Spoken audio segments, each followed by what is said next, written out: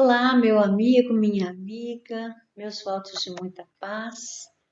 Este é o estudo do Evangelho da Federação Espírita do Estado do Espírito Santo.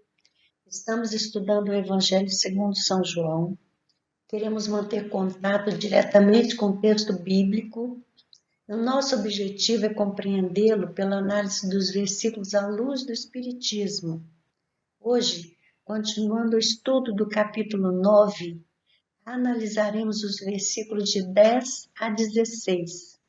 O diálogo deste trecho detalha o processo de cura usado por Jesus e o preconceito dos fariseus que os impede de perceber que estão diante de um fato extraordinário.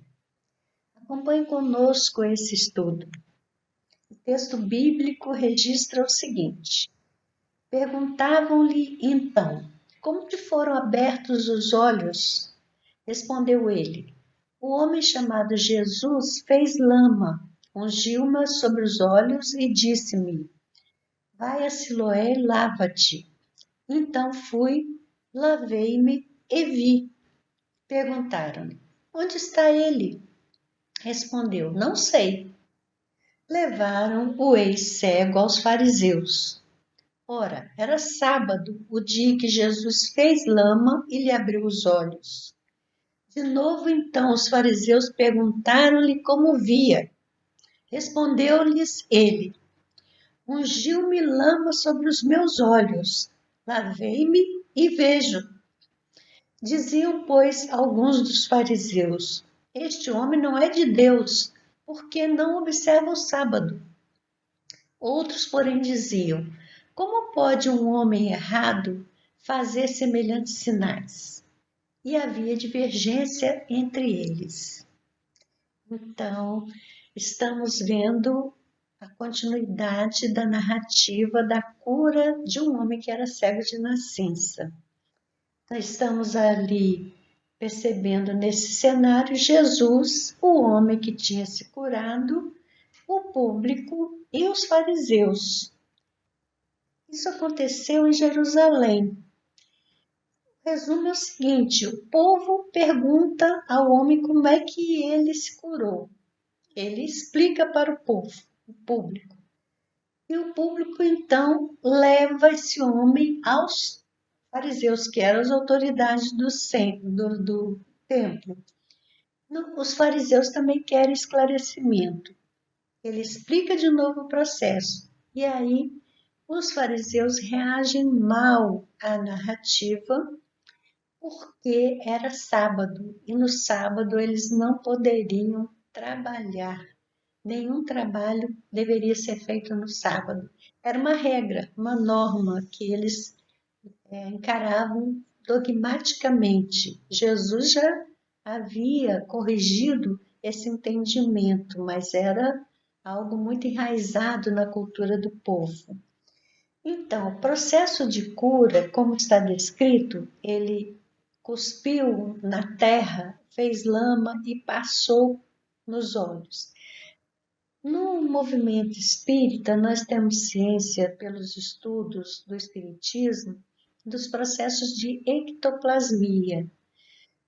Esse processo de ectoplasmia, ele acontece com a exalação do corpo do médium de uma substância esbranquiçada que pode sair da boca, do nariz, dos olhos, dos ouvidos, dos orifícios do corpo.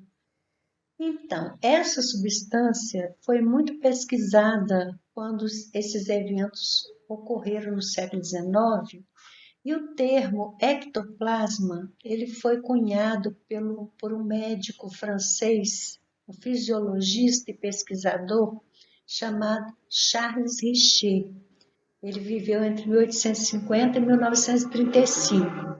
Esse prefixo ecto, do grego, significa de fora, por fora. E o vocábulo plasma, que é também de etimologia grega, significa modelar, envolver. É que com essa substância que sai dos orifícios naturais do corpo, no século XIX aconteciam as materializações, inclusive materialização de um espírito. Isso que foi muito estudado pelos pesquisadores do século XIX. Mas nós podemos depreender que essa substância exalada do corpo, ela pode ser manipulada para operar tratamento. E isso é chamado de fenômeno de ectoplasmia. Então, existem reuniões em que se produzem esses fenômenos para o tratamento, para a cura de moléstia. Como eles falam que Jesus cuspiu na terra e fez então lama, nós podemos depreender que pode ter sido a exalação do ectoplasma, que foi interpretada como o cuspe.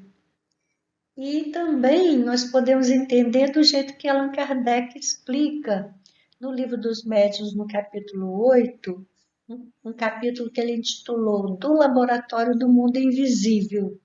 Ele comenta que a vontade é atributo essencial do espírito e com auxílio da vontade o espírito atua sobre a matéria elementar e por uma ação consecutiva reage sobre seus compostos cujas propriedades íntimas vêm assim a ficar transformadas. Podendo o espírito encarnado atuar sobre a matéria elementar, pode do mesmo modo mudar-lhe as propriedades dentro de certos limites. Assim se explica a faculdade de cura. Dessa forma, a gente pode entender Jesus como um espírito elevadíssimo. Ele alterou as propriedades da terra umedecida pela saliva, ou então ele propriamente exalou o ectoplasma, que é uma substância curadora que se transfere pelo magnetismo de um para o outro. Então, a Amélia Rodrigues, no capítulo 3 do seu livro Trigo de Deus, ela conta essa passagem de uma maneira linda. Nós vamos ler aqui um trecho. Ela intitulou esse texto Sou Eu. Então, ela conta assim: a cena incomparável da restituição da vista ao cego de nascença produzia um impacto singular e poderoso nos que o conheciam. Havendo nascido nas sombras da cegueira, o jovem tornara-se mendigo. Exibia sua aflição à misericórdia dos passantes que o consideravam filho do pecado. Preconceituoso na sua imensa ignorância, o povo à época desdenhava os enfermos e considerava-os punidos por Deus. A impiedade dessa atitude decorrente caracterizava os eleitos que dia a dia mais se distanciavam do objetivo sagrado da vida, que é o amor. Com a escudela na mão, o infortunado suplicava ajuda, até o momento em que Jesus o resgatou da treva exterior. Pode-se imaginar o júbilo, a emoção. Apresentara-se à família, aos amigos, dando a notícia feliz. Nunca, porém, esperava a reação em contrário. Não conhecia os homens, ignorava o mundo.